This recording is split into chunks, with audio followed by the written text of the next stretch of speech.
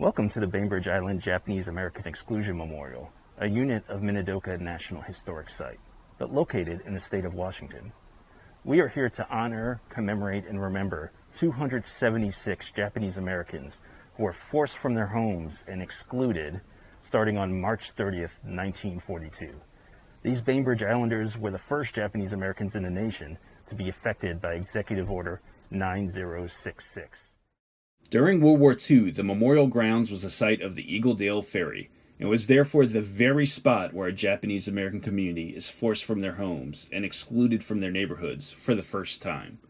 This site not only commemorates one of the beginnings of a national injustice, but also shares the story of what was a more positive local community on the island, where the newspaper spoke out against racism and against the incarceration of innocent Americans, and islanders protected the properties of their neighbors.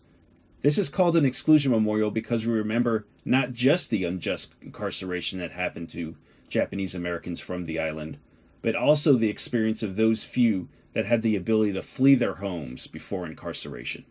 They were fortunate in that they were not in prison, but still they were wrongfully excluded from their homes and their community for 3 years. Today, we're going to be visiting nearby Bainbridge Gardens, an island institution established 100 years ago by the Harui family. It was found in disrepair after the war, but thanks to the efforts of one man, Junkoh Harui, who was excluded from his home during the war, it was reestablished in the 1980s. Today we are exploring the history of Bainbridge Gardens and the Harui family with Donna Harui, third generation of her family to manage Bainbridge Gardens. Donna, thank you so much for meeting with us today. Thank you for inviting me. So let's start with your earliest family history that led to the establishment of Bainbridge Gardens. What do you understand brought your grandfather to the island, and how did the gardens come to be? And what was your grandfather's name? My grandfather's name was Zenhichi Harui, and he came with his brother Zenmatsu Seko. I get to start that again because there's a spider crawling on me. You can go ahead. Okay. My grandfather's name was Zenhichi Harui, and he came with his brother Zenmatsu Seko to Bainbridge Island from Japan. My grandfather was born in 1888, and they came to Japan in the early 1900s and worked at the Port Blakely lumber mill. But for many immigrants there, they found that the conditions were hard and dangerous and sometimes unfair. So like many, they started farming here on Bainbridge Island and right here at Bainbridge Gardens. And that eventually grew to a bigger business with a garden center, a gas station, beautiful sunken gardens. What year did they start establishing a business here? That's not really well defined. It was in the early 1920s that they left the mill and started farming here. How did your father describe the gardens before the war and his early life on Bainbridge? He was 8 when he was forced. He was 8. He was a fourth of 5 children, and Bainbridge Gardens was a stunning place, from what I understand. It was 20 acres, both sides of the road. It had the island's first gas station, as I understand it, a general store, the beautiful sunken gardens, what people considered those times exotic plants. And what happened to your father's family here on Bainbridge Gardens in March of 1942? Growing up, did your father talk about those days? They talked about those days more in passing than really relating the history in those days. So I think we've come to embrace more of the history as we've learned about it and as time passes. But he remembers growing up here as a boy. This was his home and and where his parents worked. And Fletcher Bay was nearby, so they dug clams and they fished and he played on the grounds, and that was how he grew up. A boy of 8, of course. What he remembers about March of 1942 was that he was sent home from school, and being a boy of 8, he thought he had done something wrong at school, but he came to find the family was getting ready to leave, and they had really never left the island before. What had happened was Mr. Shibiyama, who was one of my father's relatives, learned that Spokane Japanese Americans were not being put in the incarceration camps, and so a very hasty decision was made to move the island to eastern Washington, to Moses Lake. And in Moses Lake, no one had ever seen a Japanese immigrant before. So the family packed and left before the other islanders left here on Bainbridge, which gave them very little time to decide what to do with the 20 acres and the general store and the gas station, and very, very hasty decisions were made to leave all this. And what about your mother's family during the war? My mother grew up in South Seattle, and they were pretty close to the Boeing field, so they were sent to the Puyallup Assembly Center, the Camp Harmony that it's called, and then they were sent to Minidoka. Did she ever talk about her experiences during the war? Mostly in passing, as I say. There are references always made in that generation, camp days, or where did you live at camp, and even regarding Puyallup, they'd say, oh, I was at Camp Harmony. Where did you live? We lived in the grandstands. We lived in the parking lot. And it's a dialogue that's really specific to that generation and the experiences that they went through. And did you get a good understanding of what Bainbridge Gardens was going through during the war while your father's family was away? So what I've come to understand is there was a Caucasian family that paid the taxes on the general store that allowed us to have something to come back to. And I know that all families were not as fortunate as we were.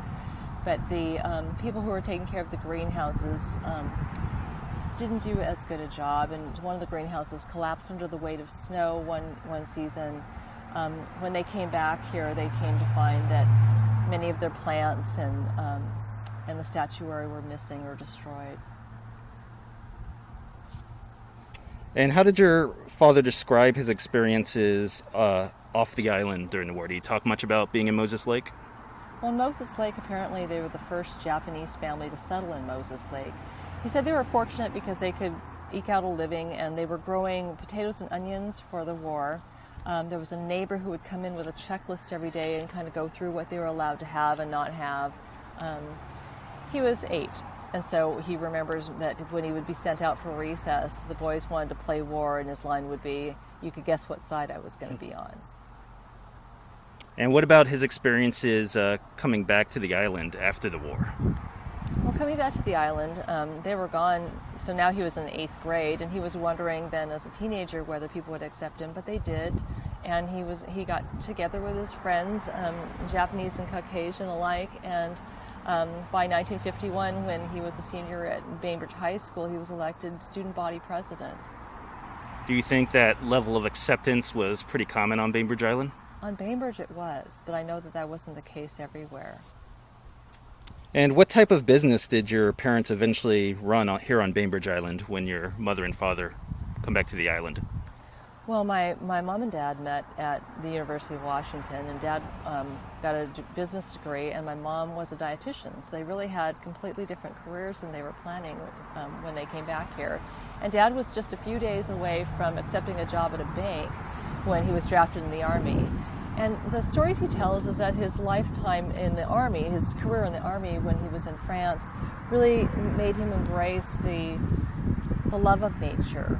And he came back to find that bank job was gone, and Mo and John Nakata and Ed Loveridge, who were running the grocery store at that time, gave him a little 900 square foot space at that store to run the island's first florist shop. So it started that way. And later they added the nursery, and they moved to a bigger location along Winslow Way, and then in the 70s moved to an even bigger location with a bigger nursery along High School Road, and then in 1989 he made the decision to come back here. Do you think his childhood being around Bainbridge Gardens and around the plants and trees here influenced what he went into as far as businesses? I think that our upbringing always influences what we come to love in our lives, but I think that sometimes you don't realize you love it until you've been away and had a chance to miss it and a chance to embrace it. And I think that's what happened here. And just like the restoration of Bainbridge Gardens, it wasn't something he had planned, but something that he had come to embrace over time. Now, while your parents were running nurseries and such elsewhere, what was going on here where Bainbridge Gardens is today after the war? Well, after the war, as I said, they came back here and they found a lot of it in ruin, but they had the grocery store, and they were older and underfinanced, and so the two brothers, my grandfather and his brother, parted ways, and so that's why we have this property now on the west side. And they grew some bedding plants, and they ran a smaller garden center selling fertilizers and some plants, but were never able to restore it to the glory that it once was. And I think that they felt really heartbroken about that. And Dad felt sorry that they never were able to see it restored to the glory.